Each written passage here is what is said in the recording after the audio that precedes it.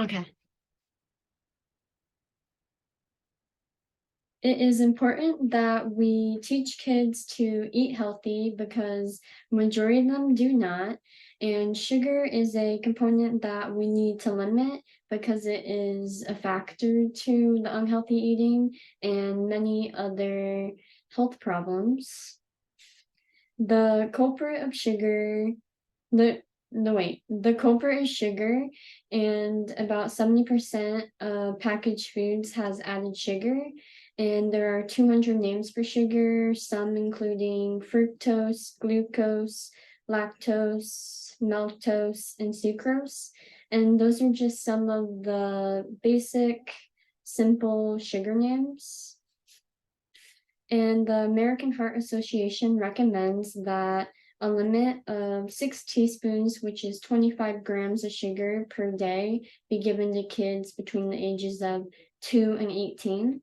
And I have here an example of what that looks like.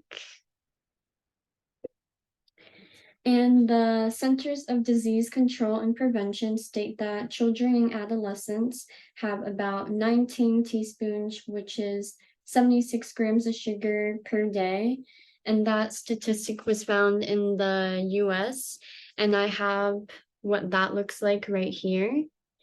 And then when we compare both of them together, the amount that is had compared to the recommended is 3 times more than this much, which is quite alarming to see. And the today.usc.edu article says that we have an origin of a sweet tooth. So as humans, we have a preference for sweetness when we were born, and that is so that we favor breast milk. And then once we're done eating breast milk, it is to favor sweet foods that have good sources of energy. And so this survival mechanism is not well suited for the current food supply, where 80% of kids' foods have added sugar.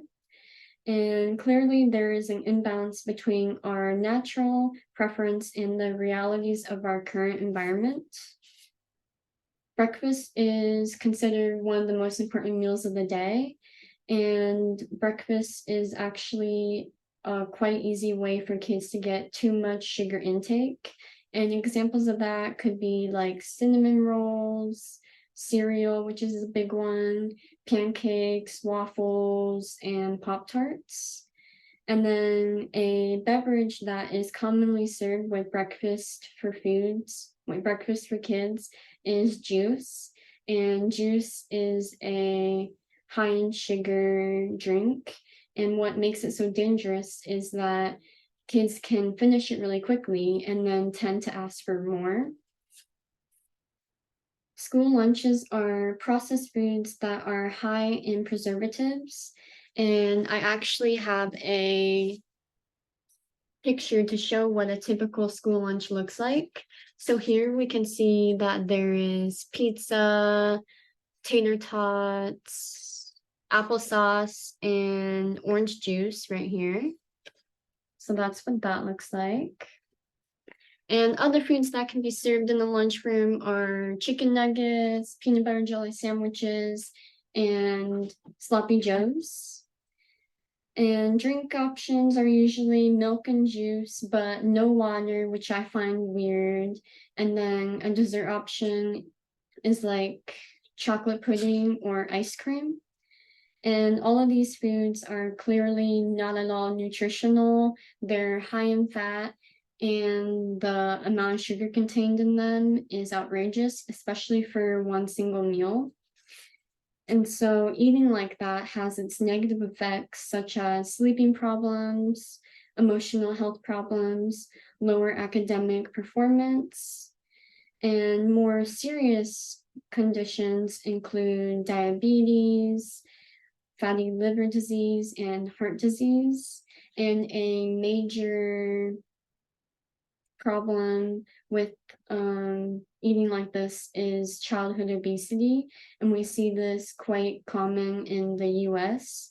And a term mentioned in the textbook, Lifespan Development, A Psychological Perspective, is obliviobesity, and this is a lack of recognition from parents that children are overweight or obese. And obliviobesity is one of the factors that can contribute to kids that are obese turning into adults that are obese. And so this issue becomes a lifelong problem. And so I suggest feeding kids balanced meals with fruits, vegetables, grains, proteins, and some dairy, just to make sure that they're getting the nutrition that they need. And a lifestyle of eating healthy will ensure a longer and healthier future for kids. So ditch the cereal and make like a veggie and egg mix with some fruit on the side for breakfast. And so now that you know the harsh effects that sugar has and all the negative aspects that come with it, my goal for you is to promote healthy foods and eating habits to kids through moderation and self regulation.